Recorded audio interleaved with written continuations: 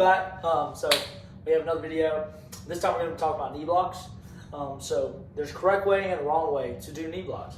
So as I kind of mentioned earlier, well, I hadn't mentioned it yet, but talking about the correct way and the wrong way. And the wrong way would be to go and have this knee on the inside of their knee and have my leg go across his and the foot on the outside. So this prevents the anterior translation of that tibia. So it wouldn't allow for that full extension of that knee. And so this is, we might use knee blocks in the case of right or left side hemiplegia or any other kind of injuries where they might just need a little bit of assistance with that extension of that knee and to get that full erect position.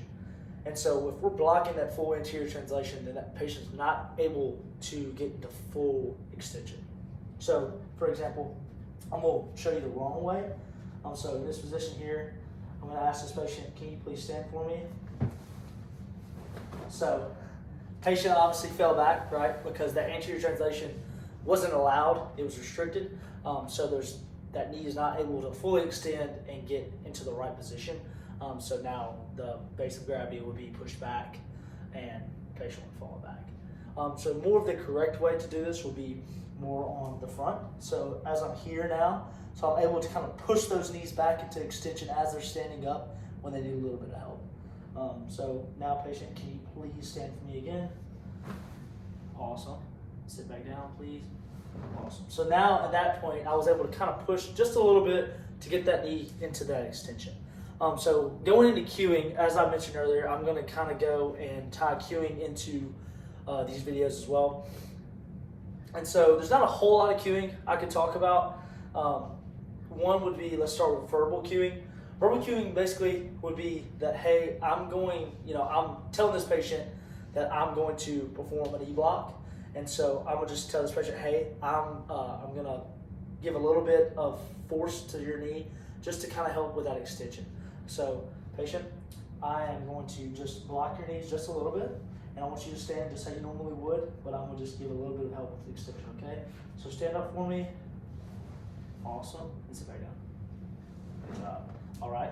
And then so I was able to kind of verbally talk him through that. Sometimes I can give a visual reference. So a visual cue would be, I would show him and demonstrate kind of what a block would look like. I might use a tech, for example, in that position, just to kind of show, hey, this is what I'm going to be doing to help you go from a sit to a stand. And then last, we talk about a manual cue. That manual cue is more of the knee block itself. So as you mentioned with the verbal cueing, I'll explain kind of what I'm doing and then perform that cue itself and have that knee push and just explain this is what's going on. So for an environmental, I've kind of thought about this a little bit. I've used this in the past. So environmental thing would be maybe using like a small wedge.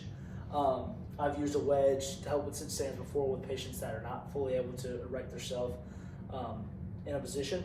And so having like a wedge kind of in front of this knee as a block, or in front of these knees as a block, not to restrict that anterior translation. So it's not just fully secured against to where they can't stand up at all. So it's where it just helps with that extension just a little bit. So that would be more of an environmental cue.